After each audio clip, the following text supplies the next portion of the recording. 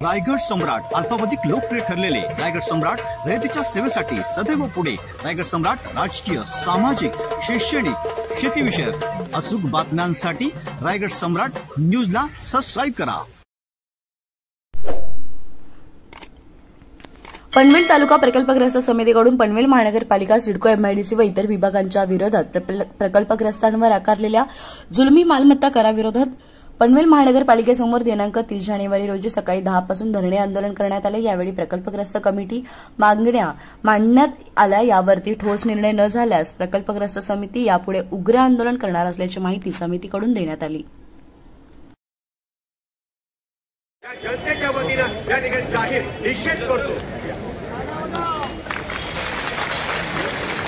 या ठिकाणी 23 गावच्या 6 गावातील आदिवासी महिला या ठिकाणी आदिवासी शक्ती माऊली या ठिकाणी पोहोचले।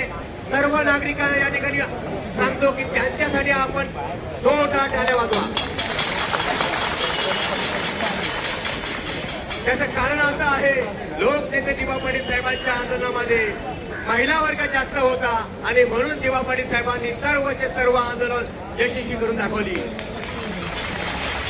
आज पनवेल तालुका प्रकल्प समितीच्या पाठीमागे हा जो जनसंघर्ष, हा जो महिलांचा आदिवासी शक्तीचा आशीर्वाद असेल तर कुठलाही प्रश्न प्रकल्पग्रस्तांचे सुटल्याशिवाय राहणार नाही। या ठिकाणी मी सांगू इच्छितो।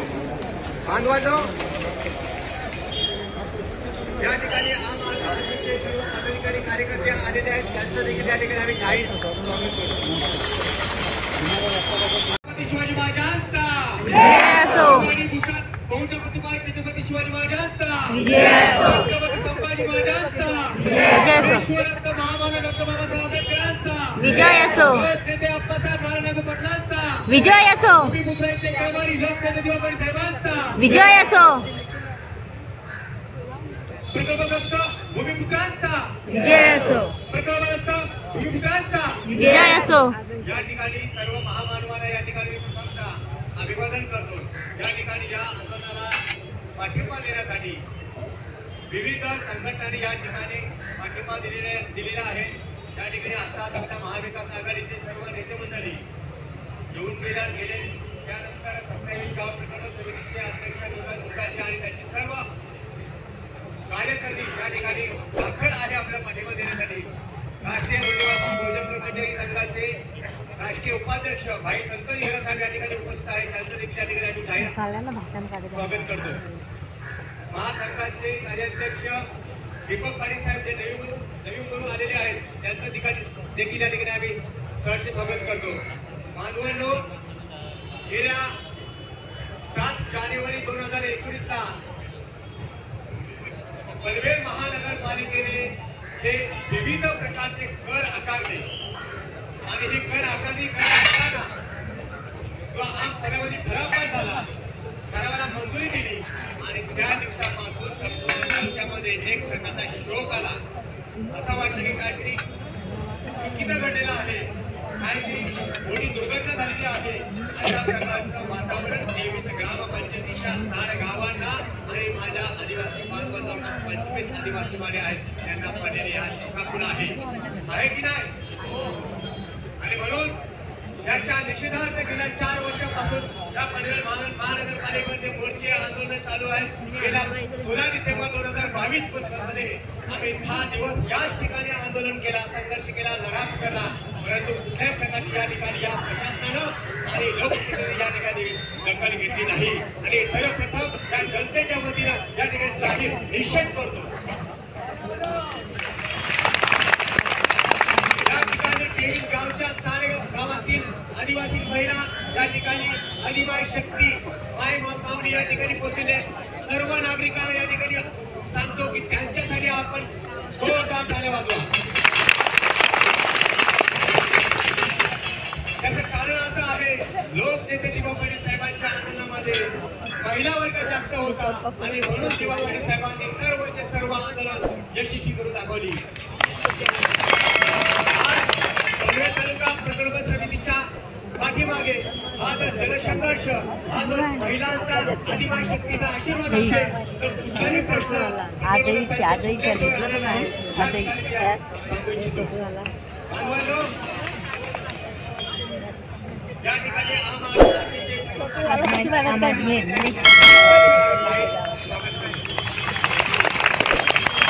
मुद्द्यावर येतो. सर्वांनी समजून घ्या, आमची मागणी ही रास्त का आहे आहे. आम्ही भूमिहीन आहोत, आम्ही भूमिपुत्र आहोत, आम्ही प्रकल्पग्रस्त आहोत आणि प्रकल्पग्रस्त आहोत असल्या कारणानं आमच्याकडे घर बघता एक सुद्धा जागा शिल्लक नाही. ही या व्यवस्थापनाला समजून घ्यायला पाहिजे. आणि सोबतच ज्या नगरसेवकांनी आमच्यावरती हा अन्यायकारक मालमत्ता करा करला त्यांनी सुद्धा समजून घेतलं तर आमच्या महिला भविष्यामध्ये त्यांना समजून सांगायचं काम करतील. सांगा की नाही? 2024 या 2024 मध्ये लोकसभा आहेत, विधानसभा आहेत, पनवेल महानगरपालिकेच्या निवडणुका आहेत आणि हा 2024 वर्ष आपल्यासाठी सगळ्यांसाठी महत्त्वाचा आहे. समजून घ्या.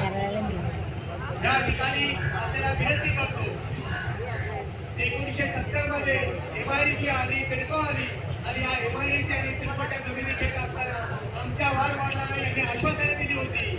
आश्वासनं काय दिली होती? तुमच्या गावांचा विकास केला जाईल, तुमच्या गावाला नागरिक सुविधा दिल्या जातील, तुम्हाला शिक्षण मिळेल, तुम्हाला सामाजिक सुविधा मिळतील, तुम्हाला नागरिक सुविधा मिळतील. आजपर्यंत मिळालं काय? काही नाही. उत्तर नाही. आणि याच शासनानं सिडकोतून काढून आम्हाला महानगरपालिकेमध्ये आणलं आणि महानगरपालिका आज बोलते आम्हाला तुमचा विकास करायचा आहे, तुम्हाला नागरिक सुविधा पुरवायच्या आहेत, तुमचा डेव्हलपमेंट करायचा आहे. डेव्हलपमेंट करण्याची सुविधा पुरवण्याची जबाबदारी शासनाची आहे, आमची नाही. आमच्या खिशातून पैसे काढून तुम्ही आमच्या सुविधा देऊ शकत नाही. ही गोष्ट आपण समजून घेतली पाहिजे. आणि म्हणून हा भूमिहीन समाज जो आहे त्या भूमिहीन समाजाची एकही कोणत्या आज आमच्याकडे शिल्लक नाहीये. आणि म्हणून ही जबाबदारी यांची आहे, महानगरपालिकेची आहे. महानगरपालिका फक्त महानगरपालिका नाही, ती महाराष्ट्र शासनाच्या आदेशाने काम करते. आणि म्हणून माझा एक शासनाला विनंती आहे, आमच्या जमिनी MIDC मध्ये गेल्या, आमच्या जमिनी सिडको मध्ये गेल्या आणि त्यांनी आश्वासनं दिली होती, तुमच्या गावाला मी दत्तक घेऊ, गावाला नागरिक सुविधा देऊ आणि टॅक्स देण्यासाठी आमच्या खिशामध्ये तुम्ही हात घालत असाल, आमच्यापासून उतरत असाल, आमची लूट करत असाल, ते इथं जमलेला माझा माय माऊली हे कदापि सहन करू शकत नाही. या ठिकाणी बसलेल्या माझ्या माय माऊल्यांना, या ठिकाणी मोठी भाऊ फोन करतात, बुजुर्ग आहेत, वरिष्ठ आहेत, युवा आहेत, त्यांना विनंती करतो, बांधवांनो ही शेवटची संधी आहे, ही शेवटची संधी आहे. या संधीचा आपण फायदा घेऊया आणि भविष्यामध्ये या महानगरपालिकेने पहिल्या 5 वर्षाचा कर आणि त्याच्यानंतरचा कर जो आहे ग्रामपंचायतीच्या दराने ठेवला नाही. तर भविष्यामध्ये हा आंदोलन उग्र झाल्याशिवाय राहणार नाही. या ठिकाणी